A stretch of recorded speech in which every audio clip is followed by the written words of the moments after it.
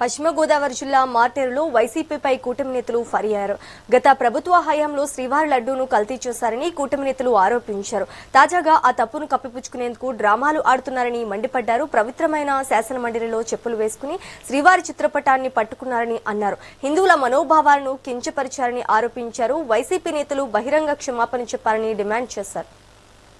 నడుస్తున్న అభివృద్ధి వాళ్ళకి ఏం కనపడటం లేదు. వాళ్ళు చేసిన తప్పుల్ని ఇంకా ప్రజల ముందర ఒప్పులుగా చెప్పడానికి వాళ్ళు శతవిధాల ప్రయత్నాలు చేస్తున్నారు. కానీ ప్రజలు అంత కుడితనంగా లేరని, ఈ 11 సీట్లు కూడా భవిష్యత్తులో సింగిల్ డిజిట్ లోకి వచ్చేస్తాయి ఖచ్చితంగా ఇదే విధంగా వాళ్ళు చేస్తున్నట్లయితే.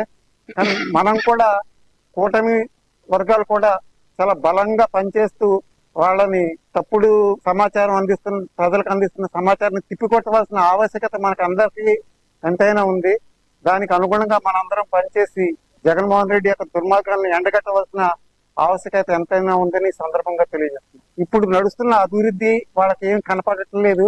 వాళ్ళు చేసిన తప్పుల్ని ఇంకా ప్రజల ముందర ఒప్పులుగా చెప్పడానికి వాళ్ళు శతవిధాల ప్రయత్నాలు చేస్తున్నారు.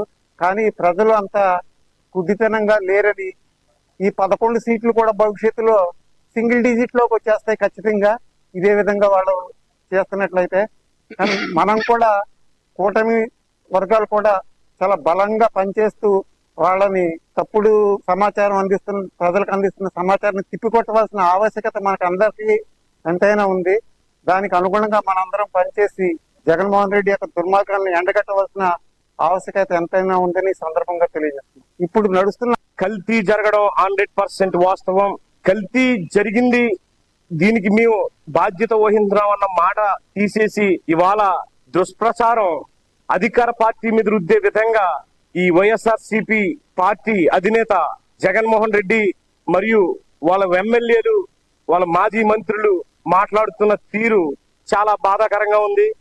ఈ భారతదేశంలో 80-90 కోట్ల పైగా 100 కోట్ల హిందువులు ఉండి కూడా ఎంతో పవిత్రంగా భావించే తిరుమల తిరుపతి దేవస్థానం లడ్డు వివాదాన్ని తీసుకొచ్చినా కూడా ఇంకా మీరు కప్పుబుచ్చుకునే విధానంలో మీరు వెళ్ళడం చాలా బాధాకరంగా ఉంది. ఆంధ్రప్రదేశ్ ప్రజలు తీర్పు 11 సీట్లకి ఇచ్చినా కూడా మీకు ఇంకా బుద్ధి రాలేదు.